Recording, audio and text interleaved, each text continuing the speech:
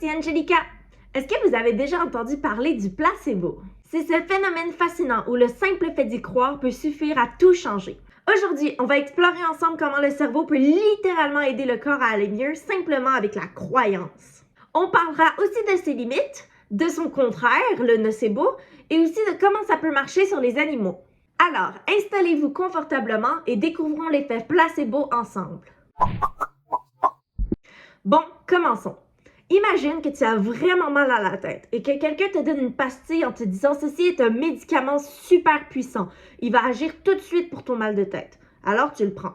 Et comme ça, quelques minutes plus tard, ta tête fait beaucoup moins mal qu'avant.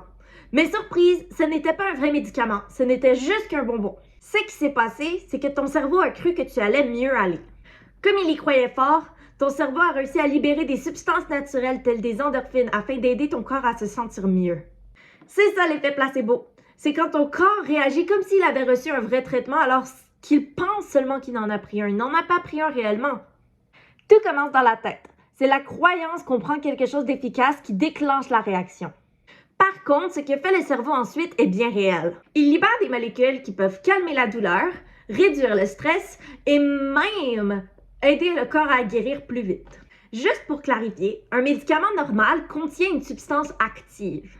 C'est un vrai ingrédient qui agit dans ton corps. Par exemple, pour baisser la fièvre ou tuer des bactéries. Un médicament placebo, lui, ne contient aucune substance active. C'est souvent une pilule de sucre, d'eau ou d'amidon. Mais quand on le donne à quelqu'un sans lui dire que c'est un placebo, le cerveau peut vraiment déclencher une vraie amélioration. C'est d'ailleurs pour ça que les scientifiques s'en servent souvent dans leur expérience. C'est pour vérifier qu'un médicament agit vraiment mieux qu'un simple placebo. Quand on prend un placebo, c'est un peu comme si notre cerveau croyait qu'un vrai médicament allait faire effet.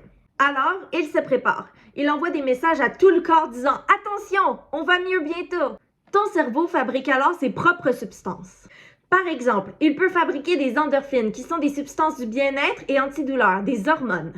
Le cerveau peut aussi fabriquer de la dopamine, qui est une substance du plaisir et de la motivation, aussi une hormone.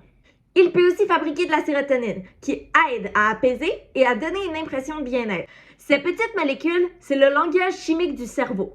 Et le placebo peut les activer juste grâce à l'attente d'un effet positif. Donc, même si la pilule ne contient rien d'actif, ton cerveau, lui, travaille pour de vrai. Le placebo, c'est comme un super pouvoir, mais il a ses limites. Le cerveau peut aider à diminuer la douleur, le stress ou la fatigue, et il peut même aider à mieux défendre le corps. Mais il ne peut pas tout guérir. Par exemple, il ne peut pas éliminer un virus dangereux sans aide médicale ou faire repousser un os cassé. L'effet placebo peut marcher sur presque tout le monde, mais pas de la même façon. Certaines personnes y répondent beaucoup, d'autres peu et d'autres pas du tout. Ce n'est pas une question d'être naïf ou facile à influencer. C'est plutôt une question de comment ton cerveau et ton corps réagissent à la croyance que tu vas aller mieux. En effet, l'effet placebo n'a aucun rapport avec l'intelligence ou la force mentale. Même des scientifiques, des médecins et des athlètes peuvent en ressentir les effets. Le placebo peut aider pour des choses telles que la douleur, le stress et le sommeil, puisqu'ils dépendent beaucoup du cerveau. Mais pour des maladies plus sérieuses, comme une infection ou un cancer, le placebo ne peut pas remplacer le vrai médicament. Le placebo ne tue pas les virus ni les bactéries et il ne répare pas les cellules. Si tu prends un placebo à la place d'un médicament que tu as vraiment besoin, ta maladie pourrait empirer, puisque tu ne traites pas la vraie cause. C'est pour ça que les médecins utilisent seulement le placebo lors d'expériences scientifiques pour tester voir si un médicament fonctionne mieux que le placebo, l'utiliser comme comparatif. Mais en dehors des tests, il ne faut jamais remplacer un vrai médicament par un placebo sans l'avis d'un médecin. En général, le placebo reste un outil de recherche scientifique, pas un vrai traitement. Quand les scientifiques veulent vérifier si un médicament fonctionne vraiment, ils vont faire une expérience avec deux groupes de personnes. Dans le premier groupe, on va donner le médicament en question. Mais dans le deuxième groupe, on va donner un placebo. Ensuite, les chercheurs vont comparer les résultats. Si ceux qui ont pris le vrai médicament vont mieux que ceux qui ont pris le placebo, c'est une preuve que le médicament fonctionne pour de vrai. Ils l'ont utilisé pour comparer. C'est ce qu'on appelle une étude en double aveugle. Ni les patients et ni les médecins ne savaient qui avait reçu quoi, pour éviter toute influence. Certaines pratiques comme des tisanes, des bracelets ou des aimants n'ont aucune preuve scientifique solide que ça fonctionne réellement. Mais les gens peuvent quand même se sentir mieux parce qu'ils croient que ça va les aider. Et leur cerveau, encore une fois, fait le reste du travail. Ça ne veut pas dire que tout est faux. Parfois, il y a aussi des petits effets réels, mais le pouvoir de la croyance joue un grand rôle. Les chercheurs ont découvert que même si tu sais que tu prends un placebo, ça peut quand même marcher.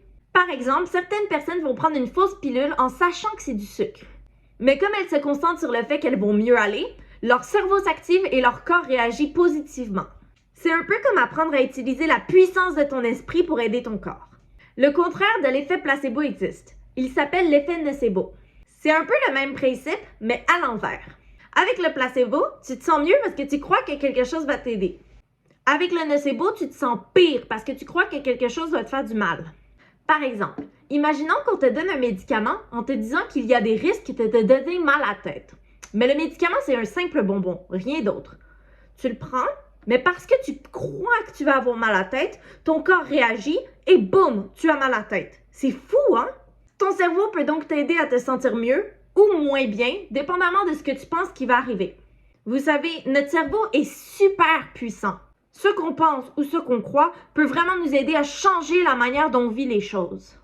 Ça marche pour tout dans la vie. Par exemple, si tu as un examen et que tu te dis « je vais réussir, je suis capable, je vais y arriver », ton cerveau se met en mode « je vais réussir, je suis capable, je vais y arriver ». Et donc, il t'aide à mieux te concentrer pendant l'examen puis il se souvient plus facilement des réponses. Mais si tu paniques et tu te mets en mode « oh, je suis pas capable, j'ai échoué », ben là, ton cerveau, il se met en mode panique aussi puis il veut te mettre en mode échoué. Fait que là, il va faire en sorte que tu auras des blancs puis que tu vas oublier les informations puis que tu vas mettre les mauvaises réponses sous panique. Donc, ça fonctionne vraiment pour tout dans la vie. Alors, la prochaine fois que tu doutes, rappelle-toi que ton cerveau, lui, il écoute tout ce que tu penses et tout ce que tu dis. Et plus tu lui dis que tu peux y arriver, plus il y a des chances que tu y arrives vraiment.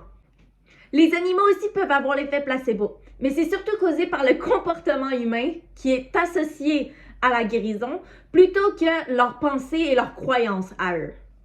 Quand on soigne un animal, il ne comprend pas toujours qu'il reçoit un médicament. Par contre, il perçoit l'attitude de la personne qui s'en occupe. Sa voix douce, ses gestes attentionnés, le fait qu'on s'occupe enfin de lui, tout ça peut le rassurer. Et quand un animal se sent plus calme, plus détendu, il libère moins d'hormones de stress, ce qui peut l'aider à se rétablir beaucoup plus facilement. Merci Nikki! Et voilà, c'était tout sur l'effet placebo et son incroyable pouvoir sur le cerveau. Vous avez des questions ou des expériences à partager sur le placebo ou le nocebo? Laissez-moi un commentaire. Ça me fera plaisir de vous lire. Et si tu as des idées de sujets pour des prochaines vidéos, écris-les en commentaire, je pourrai les explorer avec toi. Et sur ce, merci d'avoir regardé et on se voit très vite pour une nouvelle vidéo. Bisous!